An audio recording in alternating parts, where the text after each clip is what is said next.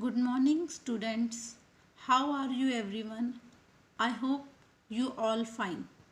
Now, in the last lecture, that is the part 1, we had studied about the topic people as resources. In that topic, we had discussed the various topics like what is the meaning of resources, assets, liabilities, etc. Now, come to the second part of the people as resources. It includes and it says that human capital can be increased through education and training. If we can provide good training facilities or good skills to the human being, automatically they can give in return a high input and a high productivity. So it is very important that we can focus or we can provide the education and training facilities to the peoples. Uh, this slide shows that education parents understand the value of education, and hence if they invest in their child's education to secure a better future for the child, and as comparison to the uneducated parents, they are unable to invest on their education and healthcare facilities for their children. So this slide says that education parents can invest in their child's future and make their future bright. As in comparison to the educated parents, there are an uneducated parents who are unable to invest in their education and they can't fulfill their basic needs for their family, child and children. So come to the second part, that is the human as resources.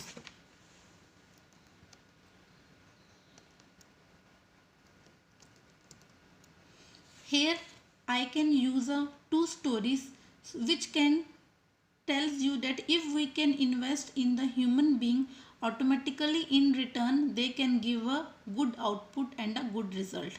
Here this is the first story. Here there are two friends like Vilas and Shakal. They are living in the same village, Semapur. Now first of all I can discuss the story of a Shakal. Shakal was a 12 years old boy. His mother, Sheila, looked after domestic chores or domestic activities in their household work.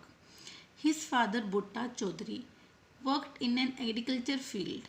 Shakal helped his mother in domestic activities and he also take care or looked after his youngest brother and sister. His uncle Sham had passed the matrix exam but he was still idle and he don't have any type of a job. Butta and Sheila were eager to teach Shakal. They forced him to join the village school which he has soon joined. He started studying and completed his higher education and secondary education. His father also forced him that he can study more. He raised a loan for Shakal to study in the city. So Shakal was a meritorious student and he is very intelligent in a study. One day Shakal was become a software engineer and he can fulfill his all basic needs and rewarded him as a promotion.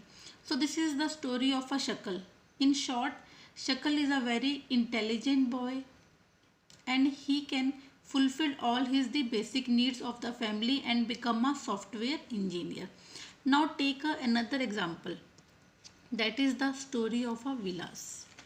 Vilas was an 11-year-old boy living in the same village as Shakar. Vilas' father Mahesh was a fisherman. His father passed away him was only 2 years old. His mother Geeta was also very poor and he can't fulfill their basic needs. She bought fish from her landowner's pond and sold in the nearby village.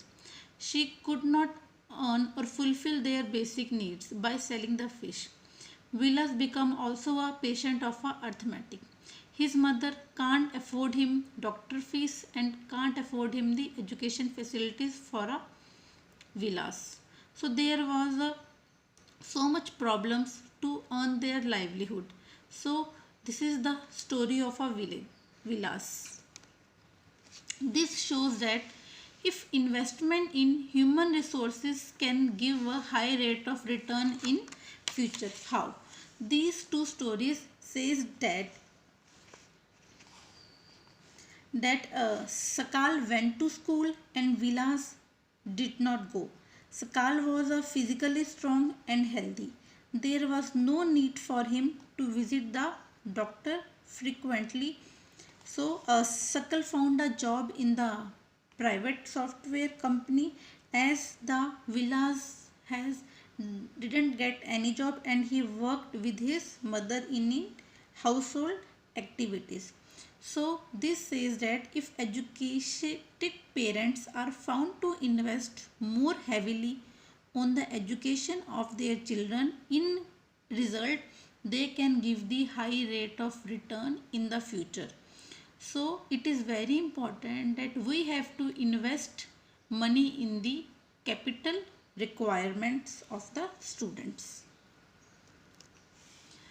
Now, these are the more examples, like countries like Japan have invested in human resources. They did not have any natural resources. These countries are developed, rich countries. They import the natural resources needed in their country. How did they become rich and developed? Why? Because they have invested more on people, especially in the field of education and healthcare. So that's why I told that if we can invest more on the people, like giving them the more education facilities, health facilities, increase or improve their skills, automatically in return they can give us the high production and a high rate of return. So, the conclusion is that human beings perform many activities which can be grouped into economic and non-economic activities. Now come to the meaning of economic activities. Economic activities refers to those activities of a man which are undertaken for a monetary basis. Here monetary basis means for the money basis, for fulfill his needs, wants. Like example of a doctor, shopkeeper, they work to earn their money. That is called an economic activities. Market activities and a non-market activities. Economic activities also called as a market activities, and non-market activities are those activities which are done for their self consumption or for a self satisfaction. Here there is a no aim of to earn more money. Second one is the non-economic activities. These are based on the non-monetary basis. Like we can take an example of charity hospitals, Manav Seva Sangh, etc. Their main aim is not to earn money but to serve the people. So non-economic activities are those activities whose motive is not to earn money but to serve the poor peoples. So, economic activities by men and women are divided or classified into the three sectors, that is called primary, secondary, and tertiary. So, these are the three sectors. First one is the primary, it is related with the agriculture sector. Second one is the secondary, it is related with the production of a goods. Third one is the tertiary, it is also called a service sector, which provides the facilities like communication, banking, transportation, etc. Now, our basically peoples has been engaged or involved in three activities, that is called primary, secondary, and tertiary. Now let's discuss first of all our first activity, that is called a primary activity. Primary activity is also called a basic activities, as they are concerned with the extraction and production of a natural resources like fishing, mining, etc. In our rural areas, mostly 90% of peoples are involved in their primary activities like agriculture, etc. Now come to the second activity, that is called a secondary activity. It lies between the primary and a tertiary activity. Here secondary activity means when we can convert raw material into the finished goods. That is called a secondary activity. So secondary activities includes all economic process which are related with the manufacturing of a work, like manufacturing of a steel industries, etc. Here there are three examples of a secondary sectors.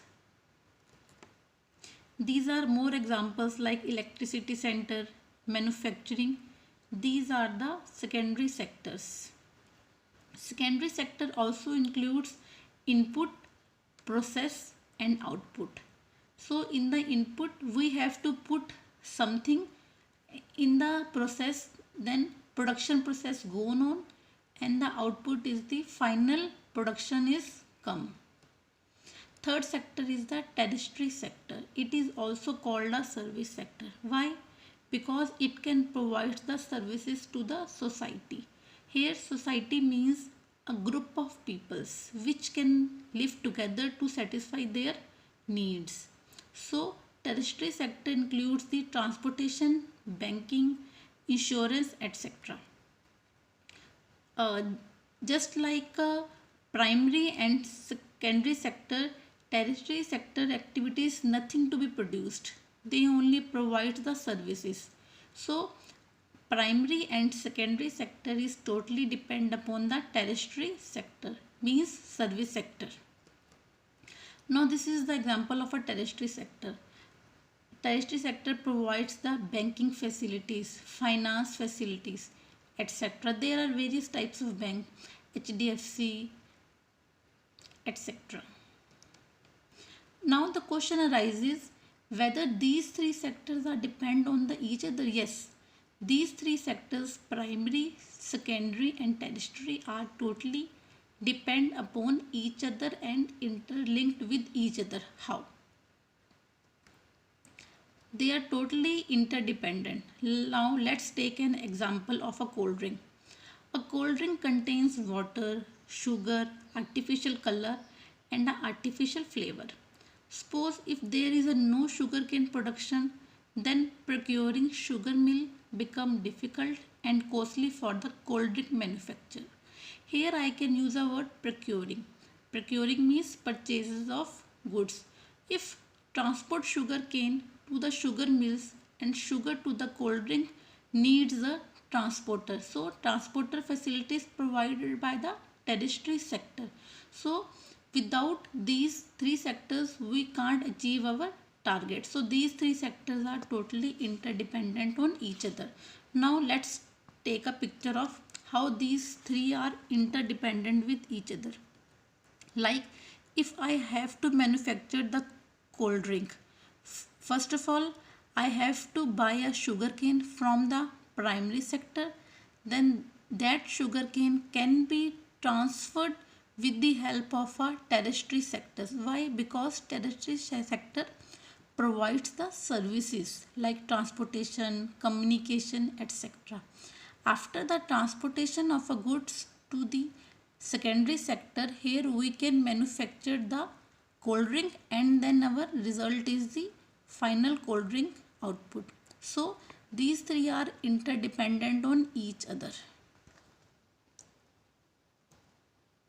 So the conclusion is that in India traditionally there is a division of labor between men and a woman. Activities of women are generally look after their household members or to take care of their childs, cleaning of utensils, etc. So human capital is the stock of skill and productive knowledge which consists of the better education and healthcare facilities. Thank you.